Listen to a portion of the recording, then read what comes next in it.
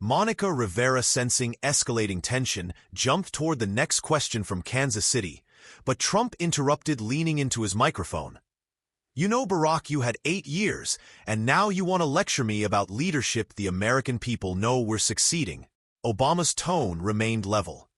"I'm not lecturing you, Donald. I'm here because Americans deserve clarity. When I see misinformation being distributed by anyone, I'm going to respond." The audience erupted applause from the left side, grumbles from the right. Paul Landers raised his hands for silence. Obama sipped water, then addressed the interrupted question. "Economic recovery isn't just charts and graphs. It's whether a single mother in Wichita can buy groceries without choosing between milk and gasoline. It's whether a veteran in Phoenix gets benefits processed before facing eviction. Those are the measurements that matter. And if we agree on that foundation, we can start building real solutions." Trump responded with a chuckle that failed to mask his irritation. "Nice speech, but reality is more complicated than your little anecdotes." Obama didn't take the bait. Reality is composed of those anecdotes. For several beats, the stage held silence except paper shuffling. Monica glanced between podiums. "Let's move to pandemic relief distribution." Obama adjusted his microphone. "Happy to start. The official administration statement claims 92% of relief funds reached intended recipients, technically accurate, if you count any processed application as success. But the Treasury's own audit notes nearly 14% of funds were delayed beyond 6 months. And in rural communities, delays approached 20%. Those delays meant businesses closed before seeing assistance." Trump interjected.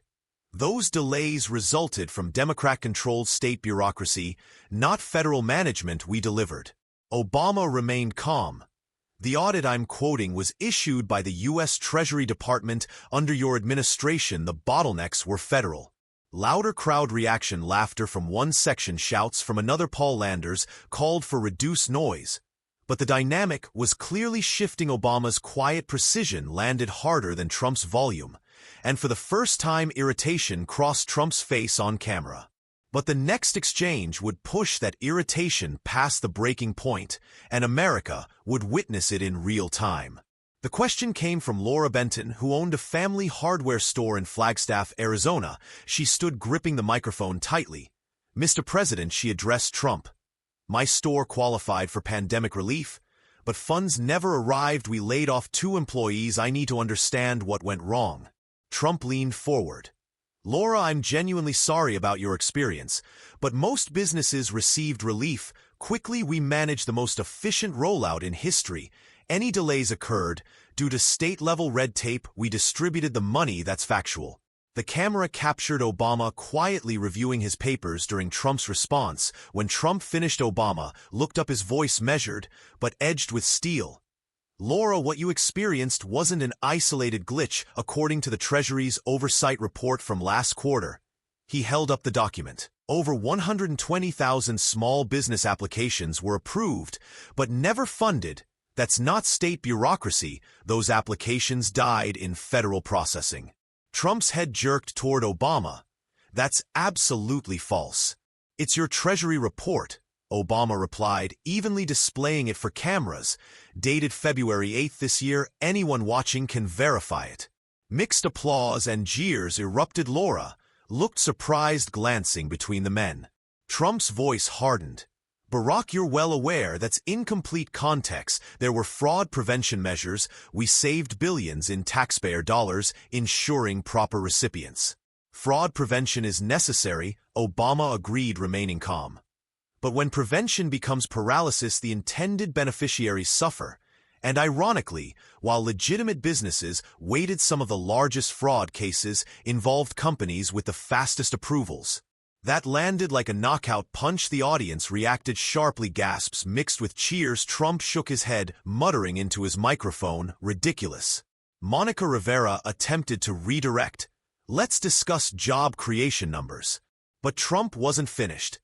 "No, I must respond to that, Barack. You're using smooth rhetoric to misrepresent reality. People understand we've achieved historic success." Obama finally turned his complete attention to Trump. Historic success. Let's examine that the administration claims 5 million new jobs this year. The Bureau of Labor Statistics, your bureau, indicates that accounting for pandemic job losses, the net gain approaches 1.8 million. Still progress, but not 5 million, and pretending otherwise doesn't help struggling Americans. Another crowd eruption. Moderators called for order, but tension was now fully unleashed. Trump leaned on his podium, voice sharpening. You had 8 years. You failed. You discuss numbers, but couldn't stimulate your own economy until the final year.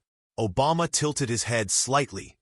Donald, this isn't about my presidency or yours. It's about honest communication with Americans in real time.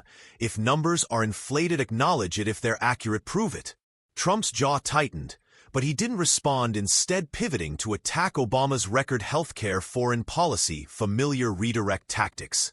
But Obama refused the bait.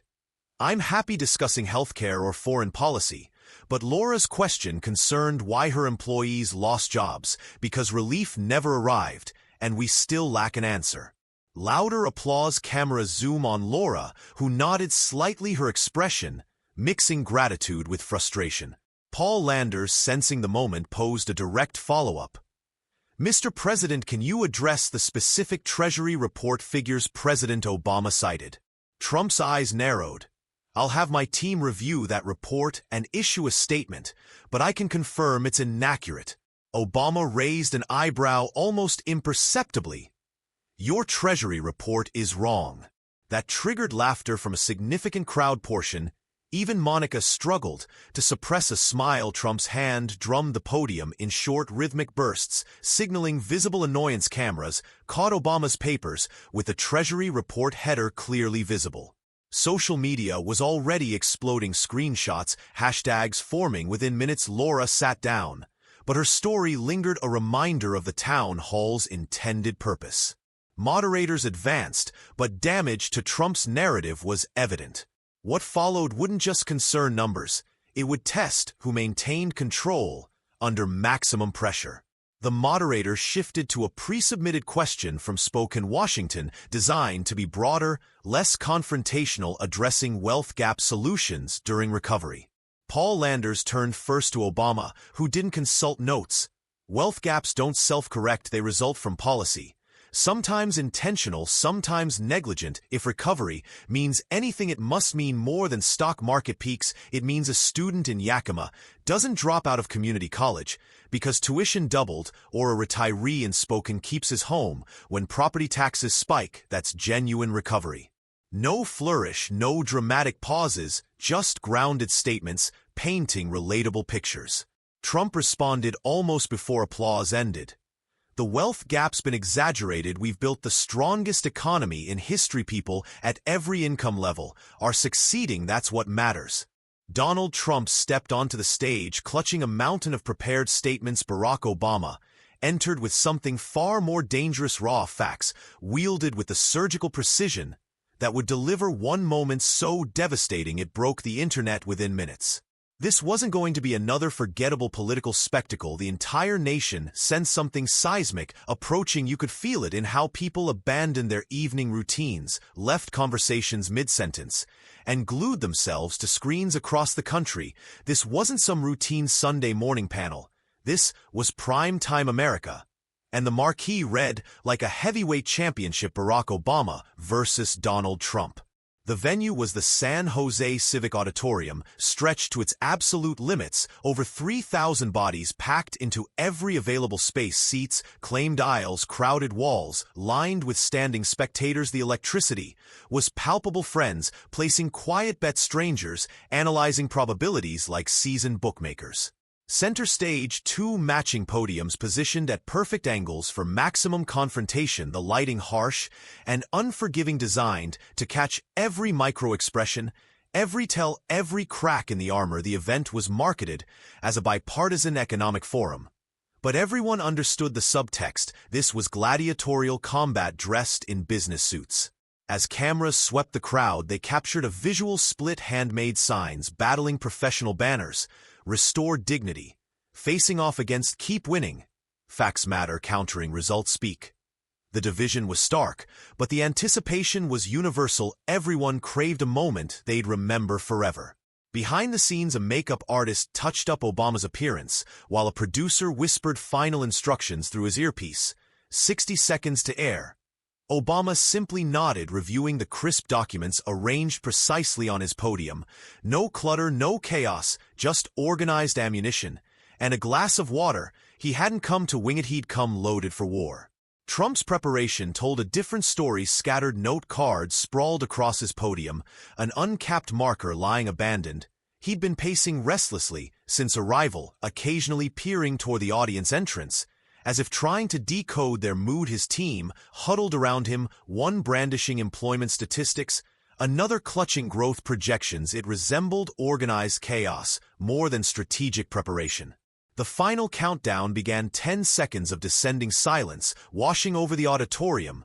Like a receding tide, veteran journalist Paul Landers stepped into the spotlight, alongside political correspondent Monica Rivera. "Good evening, America," Paul's voice commanded the space. "Tonight we present an unprecedented conversation between our 44th and 45th presidents, focused on economic recovery and bipartisan solutions in our post-pandemic landscape." Polite applause rippled through the crowd. The camera pulled back for the money shot.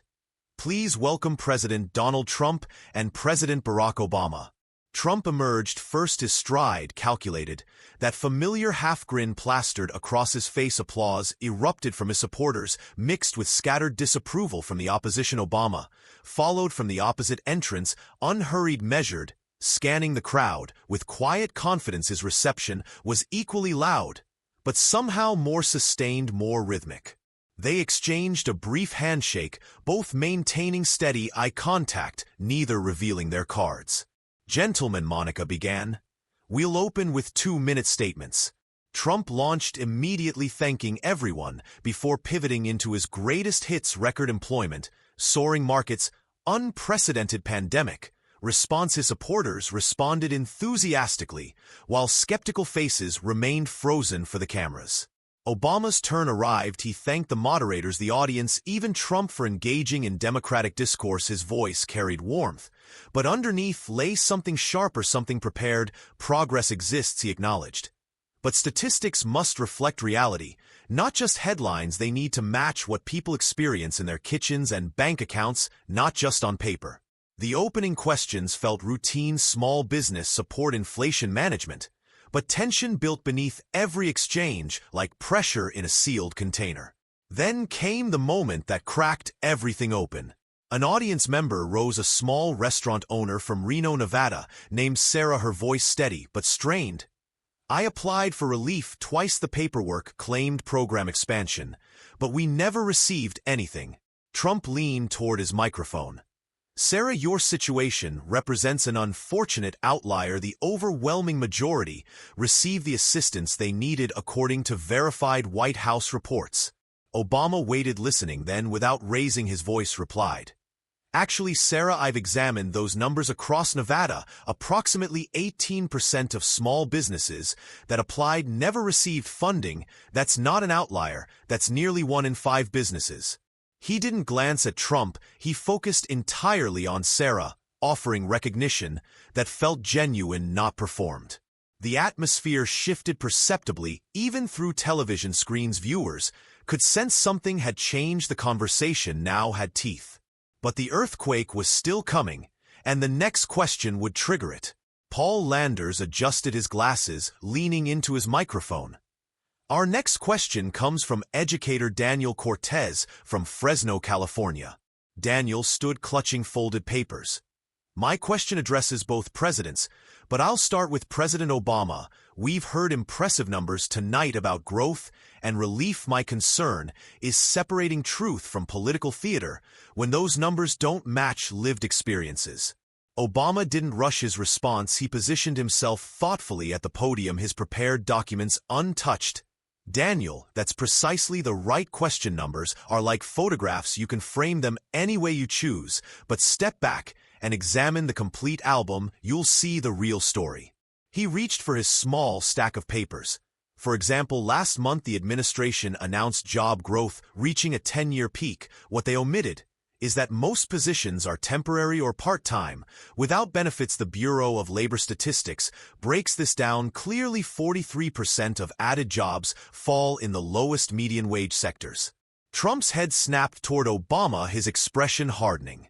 Obama continued, "I'm not dismissing progress, but telling people they've never had it better while they're working multiple jobs and still can't make rent, that's not the reality they're living." The audience responded with murmurs of agreement mixed with scattered disapproval. Trump jumped in immediately. "That's complete distortion. We've created millions of jobs. The economy is stronger than ever and people are thriving compared to your administration. Those are documented facts." Obama didn't interrupt. He simply placed his papers down and regarded Trump with a calm half-smile that somehow communicated continue. Daniel remained standing. "So which perspective is accurate?"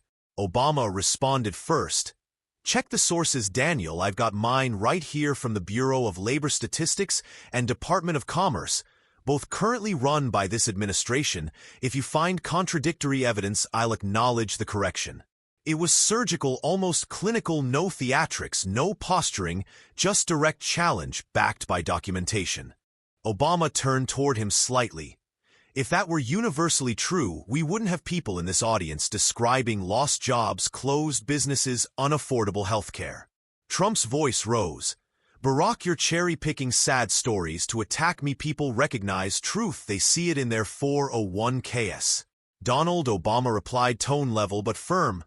"You can't measure a country's health by stock portfolios. The average American lacks a 401k, and those who do can't extract groceries from it." Laughter and applause from a large audience section. Cameras panned, catching crowd reaction. Smiles, head shakes, whispered commentary. Trump's expression hardened. "You think you're clever, but you're wrong. People are winning again. You had 8 years and left us with sluggish growth, high unemployment, and—" Obama interrupted, not aggressively but with precision. "Under my administration, unemployment dropped from 10% to under 5%. You inherited a growing economy. What matters now is truthful communication about our current position." Tension transformed into visible contrast. Obama's words came slowly, measured, almost surgical. Trump's pace accelerated sharper, like he was attempting to control the narrative. Monica Rivera tried steering back. "Gentlemen, let's focus responses on solutions." Obama nodded. "Here's one: make relief programs automatic. When specific economic indicators fall below established thresholds, that way assistance doesn't get trapped in political battles while people struggle. It's not partisan, it's intelligent." Trump waved dismissively. "That's socialism. We won't distribute money every time media claims things are bad." "It's not socialism," Obama replied, leaning slightly forward. "It's identical principles as disaster relief after hurricanes. When storms hit, we don't force people to wait 6 months. While politicians debate budgets, an economic crash is no different." More applause. Even some Trump supporters appeared to be reconsidering, shifting in their seats. Paul Landers asked a follow-up. "Mr. President, would you consider such measures if proven to save jobs?" Trump smirked. "We don't need proof. We already saved jobs better than anyone in history." Obama tilted his head. "If that's accurate, why are 18% of small businesses that applied for relief still closed? That's your Treasury's data, not mine." Trump's response came quickly. "Fake numbers from biased sources trying to damage me." Obama's voice remained steady. "Your Treasury Department, Donald, your appointees, your numbers." The room's energy shifted again. This wasn't mere disagreement. Now it was confrontation between precision and volume, between documentation and dismissal. Trump leaned into his microphone, voice rising. "You think you can arrive here with papers and fancy words to embarrass me? Americans are smarter than that. They recognize performance when they see it." Obama maintained eye contact. "This isn't performance, it's truth, and truth doesn't change because it's inconvenient." The audience generated the night's loudest applause, nearly drowning Trump's attempt to speak over it. Cameras caught brief shots of moderators exchanging glances. They understood the conversation had transcended standard political theater. Social media clips were already hitting millions of views. Split-screen images, Trump's reddening face beside Obama's calm gaze, were being replayed and analyzed in real time. But pressure was just beginning, and one sharp moment ahead would ignite everything like a match to kindling. By now, the energy inside San Jose Civic Auditorium was being mirrored and amplified across millions of screens nationwide. People weren't just watching, they were dissecting in real-time. Twitter feeds cascaded with side-by-side photos. TikTok creators layered Obama's lines over slow zooms on Trump's expressions. Facebook comment threads exploded by hundreds every minute. In living rooms from Portland to Tampa, people leaned forward, abandoning remote controls. The split-screen broadcast had become a masterclass in contrasts. Obama calmly flipping through organized papers, Trump speaking faster and louder, hands in constant motion. Moderators, aware of online frenzy, maintained stage focus, but producers scrambled to keep pace. One director whispered into her headset, "Camera 3, hold on Obama for reaction shots. Camera 4, capture Trump's gestures." Networks understood the story wasn't just words, but body language. At home in Phoenix, 29-year-old journalist Cara Levine Liv tweeted, "Obama using Trump's own Treasury reports to fact-check him is like defeating someone with their own playbook." Her post accumulated thousands of likes within minutes. Meanwhile, conservative radio host Glenn Ryan streamed his YouTube reaction, shaking his head as Obama spoke. "This is pure theater, but you can see Trump getting cornered. He needs to pivot tactics immediately." Back in the auditorium, moderators had moved to a college student named Bryce from Omaha. "How do you both plan to ensure economic recovery reaches young people starting careers?" Trump responded first, "We've already delivered. Young people are getting jobs straight out of school. Wages are climbing. We've unleashed unprecedented opportunity." Obama's reply was deliberate. "Bryce, some opportunities are superior to others. If you're graduating into employment that doesn't cover rent, that's not the opportunity. We should accept statistics show youth employment is rising, but over 40% of those positions are part-time or gig work, without benefits, meaning no stability, no health care, no long-term security." Bryce nodded, slightly lowering his microphone. The audience absorbed the contrast, not just in answers, but delivery methods. At that exact moment, a clip of Obama's earlier line, "Your Treasury report is wrong," crossed 5 million Twitter views. Commenters were editing it into reaction, memes looping Trump's pause for comic effect. Cable news producers bookmarked it for post-show analysis. On Instagram, political satirist Lisa Atkins posted a Trump mid-interruption screenshot captioned, "This is what happens when you forget homework's due," accumulating likes by tens of thousands. Monica Rivera attempted maintaining momentum. "Let's focus on solutions, Mr. President. Mr. Obama, what would you tell young families worried about rising costs?"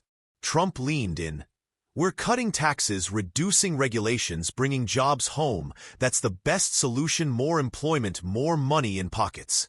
Obama countered seamlessly, "Cutting corporate taxes doesn't guarantee families see benefits. What helps families is reducing essential costs, childcare, healthcare, housing.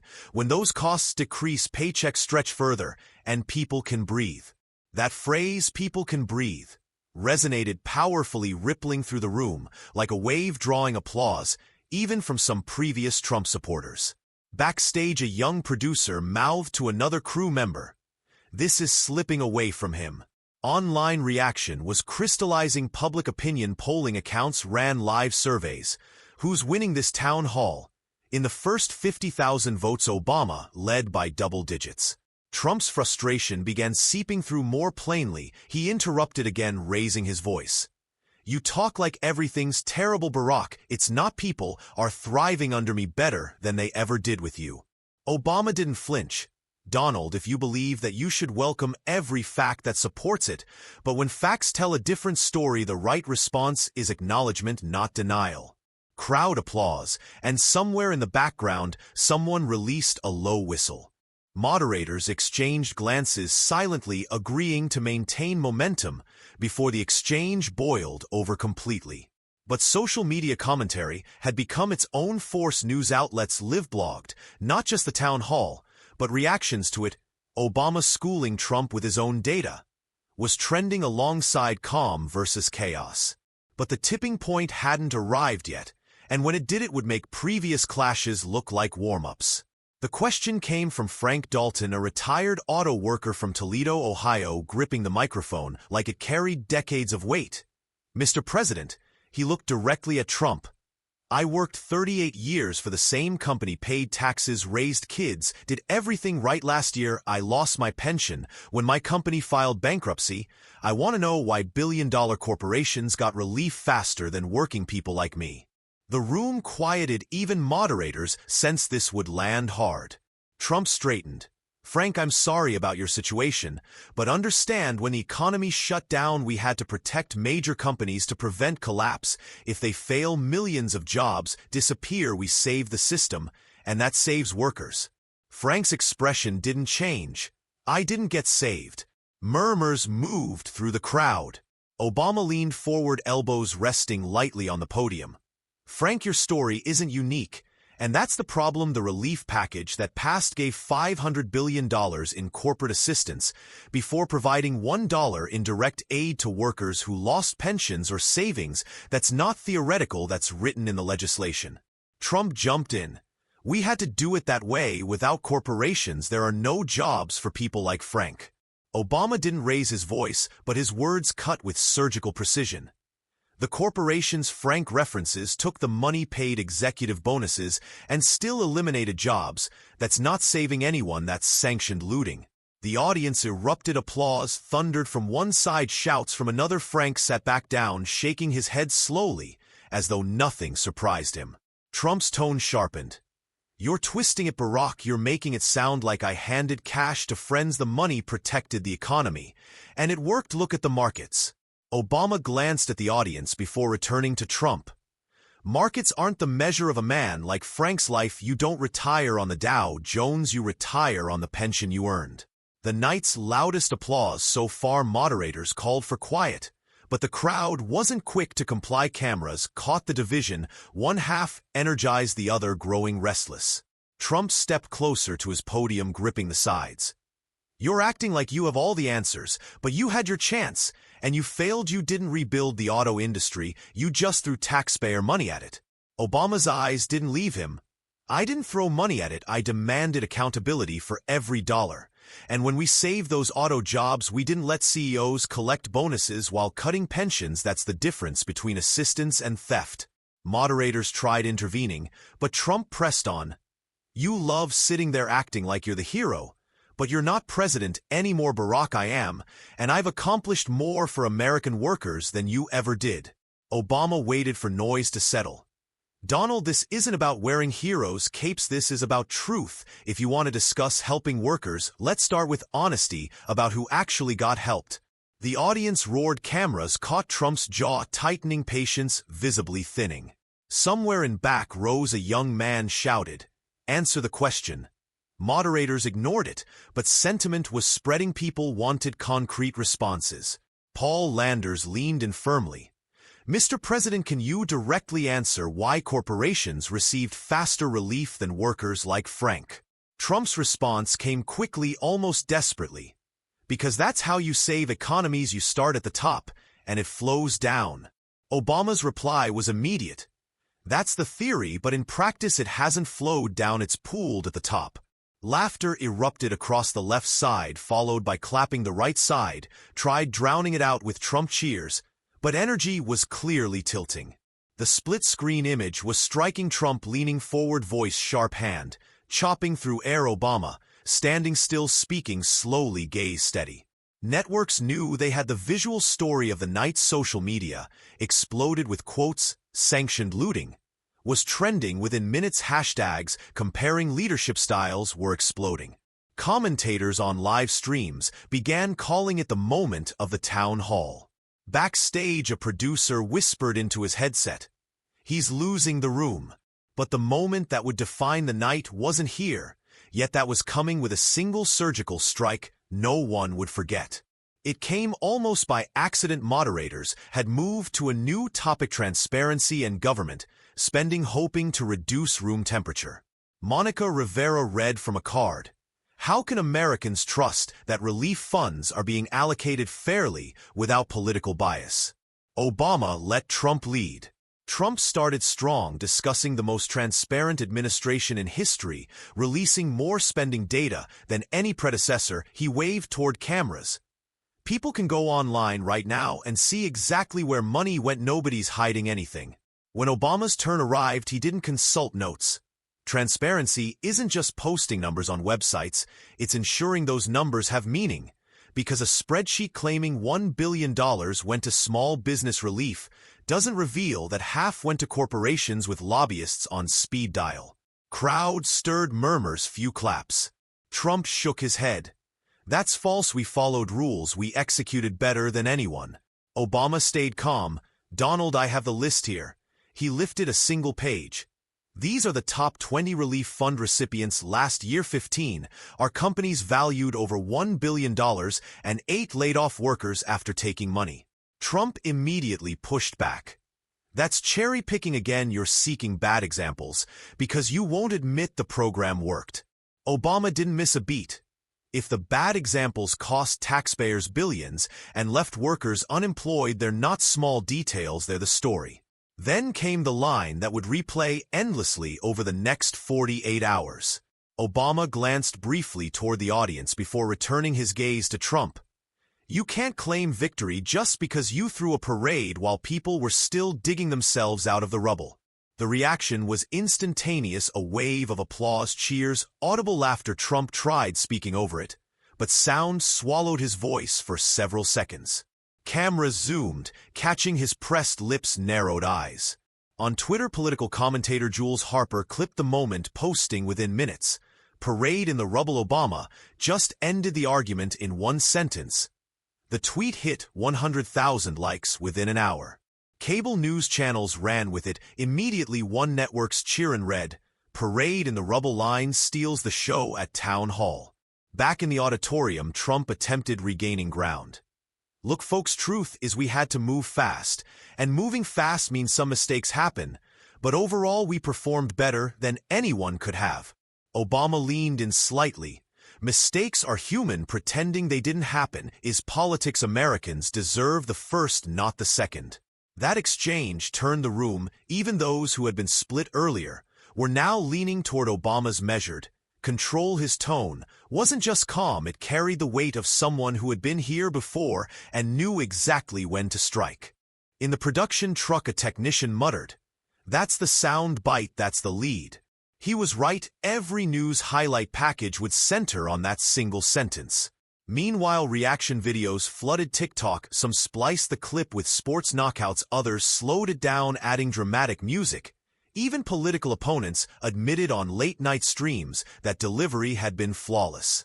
Moderators moved on, but the energy shift was undeniable. Trump's interruptions became more frequent, but less effective, often drowned by crowd reactions. Obama, sensing momentum, let pauses linger, just long enough for audiences to fill space with applause or murmurs. Viewers at home felt it too. Social media polls that had leaned toward Obama by 12 points earlier now showed gaps of 20 or more. Comment threads read like sports commentary. That's it, game over.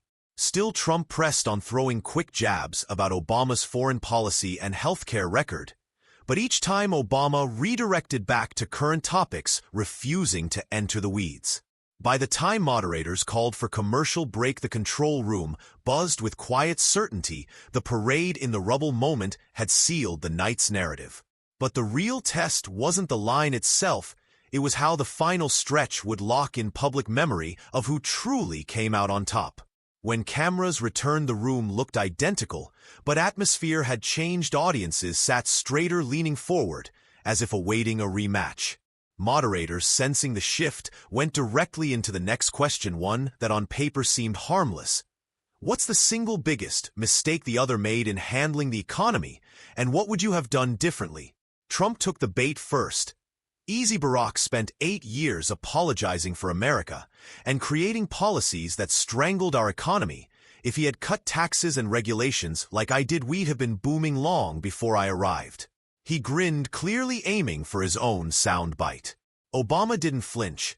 McDonald's biggest mistake is confusing speed with success. Moving fast is valuable when you're chasing a train, but if you're headed in the wrong direction, all it means is you get lost faster. Crowd reaction, laughter mixed with applause. Trump's smile thinned. Monica Rivera quickly followed up. President Obama, can you give a specific example? Certainly, Obama replied. Last year's payroll tax cuts were rushed through without guardrails. They boosted people who didn't need it, and excluded many who did. The result, temporary headlines about growth, but no lasting stability for families living paycheck to paycheck. Trump leaned in. Wrong, those cuts helped millions. People had more money in their pockets. That's what matters. Obama glanced at the audience. It matters until rent increases, grocery bills double, and the extra $20 in your pocket doesn't buy what it used to. Room erupted again. Moderators struggled, preventing reactions from derailing conversation.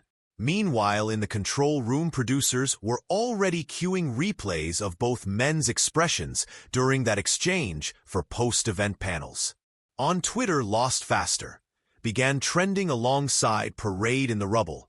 Conversation pivoted toward future economic stability plans. Trump rattled off promises: more tax cuts, more deregulation, more America First trade deals. Obama countered with targeted investments, infrastructure, education, healthcare, tying each to specific examples of everyday impact. A woman in the audience, a nurse from Sacramento, stood asking about medical debt. Trump gave quick answer about cutting insurance premiums through competition. Obama followed with a personal story about a friend's father who declared bankruptcy over cancer treatment despite having insurance. That's not just a number on charts, that's a man's life, his dignity, his family's security. Gone. We can't call an economy strong if it's built on that kind of fragility. Applause came again, unprompted. Even some in Trump's section stayed silent. Trump's voice rose. You're making it sound like everything is collapsing. People are thriving under my administration. You just can't admit it because it destroys your legacy. Obama shook his head slightly. I'm not here to protect my legacy. I'm here to protect the truth. It was the kind of exchange that didn't need raised voices to land hard. The contrast was now glaring: Trump's rapid-fire defenses versus Obama's slow, deliberate dismantling of each point. As the town hall neared its final segment, Paul Landers announced time for one last audience question. Camera cut to a young woman named Erica from Santa Fe. My question is for both of you, but I'd like you to answer without discussing each other. Just tell me what you would do specifically to ensure the next generation can build stable futures in this country. Trump went first, focusing on job creation through manufacturing and energy expansion. His answer was heavy on projection, light on detail. Obama followed with a three-point outline: affordable education, universal healthcare access, climate-resilient infrastructure. He tied each point back to real-world examples, painting pictures not just of what could be done, but how. Erica thanked them both. Paul Landers turned back to camera. We'll have closing statements after this break. Off-air, the room buzzed. Trump's aides huddled near the back, expressions tight. Obama's team stayed relaxed, chatting quietly among themselves. Moderators sipped water, eyes on notes. Producers in the truck exchanged knowing looks. One said, "The closing won't change the story, it's already written." But the story wasn't just going to be told on TV. The next 48 hours would see it explode across every screen and speaker in the country. The town hall ended with polite applause, but room energy was anything but neutral as credits rolled. Trump left the stage quickly, bypassing moderators, heading straight for backstage corridors. Obama, in contrast, lingered for several minutes, shaking hands with audience members, exchanging words with moderators, even pausing for a quick selfie with Fresno State students. That visual, one man rushing off the other, staying to engage, was the final live image many viewers saw before broadcasts cut to analysis panels.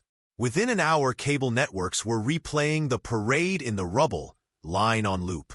On MSNBC, commentator Lila Sanderson called it the cleanest political takedown I've seen in a decade. Over on Fox, panelist Rick Hollingsworth reluctantly admitted, Obama landed some punches tonight, no doubt, but the president still has his base. But online reaction wasn't split evenly. Twitter polls showed Obama winning by margins from 62% to 78%. Hashtags like hashtag Paradigm Rubble, hashtag Lost Faster, and hashtag Your Treasury Report began trending not just nationally but globally. TikTok creators churned out remix after remix, some adding dramatic music, others editing into side-by-side sports knockout compilations. Late-night hosts wasted no time on The Tonight Show. The monologue opened with Barack Obama brought a folder to a fist fight tonight, and somehow the folder won. Newsrooms scrambled to verify claims made during the broadcast. Fact-check articles appeared from major outlets within hours, each confirming Treasury reports Obama referenced were real and accurately quoted. Headlines like Obama's numbers check out and fact-check Trump's job growth claim overstated filled morning news feeds. Meanwhile, in Toledo, Frank Dalton, the retired auto worker, was getting calls from local reporters. "I wasn't trying to make a political point," he told one interviewer. "I just wanted an answer, and the only one who gave me a straight one was Obama."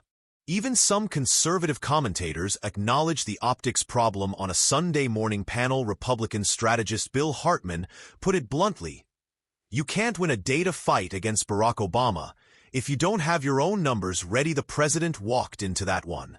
Pollsters noticed the shift almost immediately. By Monday morning, a national survey from the nonpartisan Fair Day Institute showed a 9-point jump in Obama's favorability ratings, an unusual surge for a former president not running for office. Trump's numbers dipped by 5 points among independents, a group his campaign had been courting heavily. The White House responded with a Monday afternoon press briefing. Press Secretary Alan Briggs called the town hall a staged ambush and accused Obama of peddling outdated statistics. But reporters armed with fact checks pressed him on which specific statistics were wrong. Briggs avoided direct answers, instead pivoting to the administration's overall success record. In coffee shops and office break rooms, conversation kept circling back to the same moments: the Treasury report, exchange, the corporate relief question, and of course, parade in the rubble. The phrases had become shorthand for the broader debate over truth and leadership. On social media, a new wave of commentary emerged. Younger voters who had been too young to pay attention during Obama's presidency were suddenly sharing clips calling him the standard for political composure. One viral TikTok featured a split screen of the town hall next to a high school debate competition captioned, "This is how it's done." In Sacramento, the nurse who had asked about medical debt told a local paper, "I didn't expect my question to go anywhere, but when Obama answered, he didn't just give a number, he gave me a real story. I could relate to that, stuck with me." Even within Trump's own party, there were quiet murmurs of concern. One GOP lawmaker, speaking off the record to a journalist, said, "The president's base loves the fight, but independents don't." Last night made that gap bigger. By midweek, the narrative had solidified. Obama was praised for being calm, factual, and relatable. Trump was criticized for being combative and light on details. It wasn't just political theater anymore, it was a case study in how perception can shift overnight. Yet through all the headlines, hashtags, and hot takes, one thread kept resurfacing in public conversation: the idea that truth delivered plainly and without theatrics still has the power to cut through noise. And that idea would carry into the final chapter of the story, where the lesson wasn't just about who won a debate, but about what leadership should look like when cameras are rolling and when they're not. The dust from the town hall had barely settled when the bigger question began to surface: what did this exchange really mean for the country? For all the viral clips and clever one-liners, people were left talking about something deeper: the way two men, both former and current presidents, handled the same challenge in radically different ways. At its core, it wasn't just a clash of personalities, it was a clash of approaches. One leaned on volume, bravado, and repetition; the other leaned on patience, precision, and proof. And that contrast resonated far beyond the walls of the San Jose Civic Auditorium. In interviews after the event, Obama spoke little about winning the exchange. Instead, he kept returning to the same point. Facts matter. They don't belong to one party or the other, they belong to the people. It was a reminder that leadership at its best is less about scoring points and more about delivering clarity when stakes are high. Trump, for his part, told a rally in Las Vegas a week later that the town hall was a setup and fake news, brushing off the viral moments as media tricks. His supporters roared in agreement, but even some admitted privately that the optics hadn't worked in his favor. Meanwhile, the people who had asked questions that night, Laura from Flagstaff, Frank from Toledo, the nurse from Sacramento, all said the same thing to reporters. They felt heard when Obama answered, not just acknowledged but truly heard. That they said was the difference. Political analysts pointed out that the lesson from the night wasn't just about data and debate, it was about demeanor under pressure. Obama's calmness amplified his credibility, while Trump's visible frustration chipped away at his. As one commentator put it, voters may not remember every statistic, but they remember how you made them feel. In classrooms, civics teachers were already clipping moments from the broadcast to show students. In one Ohio high school, a teacher paused the video right after Obama's parade in the rubble line and asked the class, "Why did that hit harder than all the shouting?" The answers were telling: because he stayed calm, because it sounded real, not rehearsed, because it was short, but it said a lot. Even people who didn't like Obama politically were conceding a point about his delivery. A conservative columnist wrote, "You can disagree with him, but you can't say he wasn't prepared. That's what winning looks like in a high-pressure moment." For Obama, the event reinforced a broader belief that telling the truth, plainly even when it's uncomfortable, is worth more than spinning it for applause. For Trump, it was a reminder that in an era of instant replay and viral sound bites, every word and expression will be measured and replayed 1,000 times before the day is over. And for the rest of the country, it was a moment to think about what they really value in a leader. Is it the loudest voice in the room, or the one that can explain the truth in a way that sticks? In the days after social media trends faded and the next news cycle began, but that night in San Jose still lingered in people's minds. It became shorthand in political circles for how quickly a narrative can flip when preparation meets opportunity. The moral, as many saw it, was simple: facts don't need to shout to be heard, but they do need someone willing to say them clearly without fear of the fallout. And that's the real takeaway from the town hall, not just that Obama had a win or Trump had a loss, but that the public was reminded of what accountability looks like when the lights are brightest. It's about keeping composure, respecting the audience's intelligence, and refusing to bury truth under noise. So whether you follow politics closely or only catch headlines, the question for all of us is the same when the next big moment comes. And it will we reward the one who talks loudest or the one who stands their ground with the facts? If you value stories that cut through the noise and bring you the moments that truly matter, make sure you subscribe so you don't miss the next one. The next conversation might not just be about politics, it might be about the kind of future we all want to share.